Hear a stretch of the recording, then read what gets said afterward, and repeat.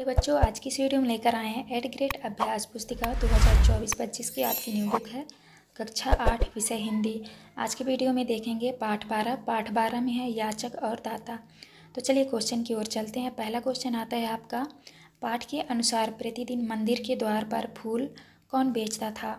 तो आपको उत्तर में लिखना है वृद्धा। तो आपका सी नंबर सही उत्तर हो जाएगा।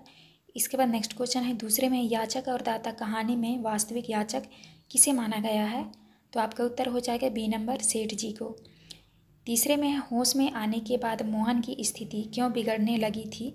तो आपको उत्तर में करना है वृद्धा माँ को न देखकर। इसके बाद नेक्स्ट क्वेश्चन आता है आपका, चौथे में है, मोहन के पूर्ण स्वस्थ होने में कौन सी बात प्रमुख थी? तो आपको उत्तर में करना है ममता। इसके बाद पाँचवें में है, ममता में ता के स्थान पर तत्व प्रत्यय लगने से क्या शब्द बनेगा?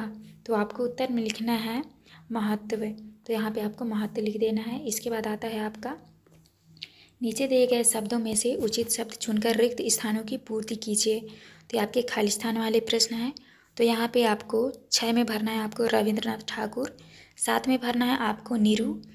इसके बाद नेक्स्ट क्वेश्चन आता है आपका 8वां, 8 में भरना है आपको औषधि और 9वें में भरना है आपको याचक और 10 में भी आपको भरना है याचक। तो आप इस तरह भर लीजिएगा। इसके बाद नेक्स्ट क्वेश्चन आता है आपका अति लघुत्तरीय प्रश्न। प्रश्न क्रमांक 11 में है, मेरा बच्चा बहुत बीमार है। वाक्य में उदाहरण चिन्ह लगाकर फिर से लिखिए। तो आपको उत्तर में लिखना है मेरा बच्चा बहुत बीमार है। तो आपको जो है इस तरह से इस साइड में चिन्ह लगे इस तरह लगा देना है। इसके बाद 12 में है, वृद्धा माँ पैसों की बचत क्यों करने लगी थी? तो आपको उत्तर में लिखना है बच्चों के सुखद भविष्य को बुन रही थी। वह उसे अच्छा खिलौना पहनाना और प्रसन्न देखना चाहती थी। 13 में है, वृद्ध माँ को किस बात की आशंका थी? आपको उत्तर में लिखना है हांडी में अधिक धन हो जाने के कारण तथा चोरी हो जाने की आशंका में थी। इसके बाद 13 में है, मोहन सेठ जी का पुत्र है, इस बात का पता कैसे चला? उत्तर है बालक की जांघ पर लाल रंग का चिन्ह पहचान कर। 15 में है, सेठ जी के हाथ पांव फूलने लगे। वाक्य में रेखांकित वाक्यांश का अर्थ क्या है? तो आपको अर्थ में लिखना है अर्थ डर जाना या घबरा जाना। इसके बाद 16 में है, इन शब्दों की वर्तनी शुद्ध करके लिखिए। तो आपको जो है इन शब्दों को शुद्ध करके लिखना है। जैसे यहाँ पे हो जाएगा आपका जीजी विषा, दूसरा सहानुभूति, वात्सल्य, दर्शनार्थियों। तो आपको इस तरह कर लेना है। इसके बाद नेक्स्ट आता है आपका 17 में है, अब यह तुम्हारा बच्चा है इसलिए इसे प्राण देकर भी बचाओगे। दूसरे के बच्चे की जान नहीं होती। यह कथन किसने किससे कहा और क्यों?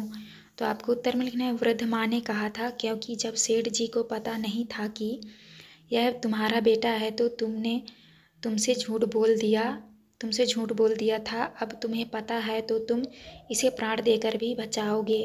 के बाद आता है आपका प्रश्न क्रमांक 18। 18 में है, बच्चे के मिलने के बाद वृद्धा माँ के जीवन में क्या परिवर्तन आ गया था? आपको उत्तर में लिखना है सेठ जी ने रुपयों की वह हांडी लौटाने को कहा। वह आज सेठ बनारसी दास से महान हो गई थी।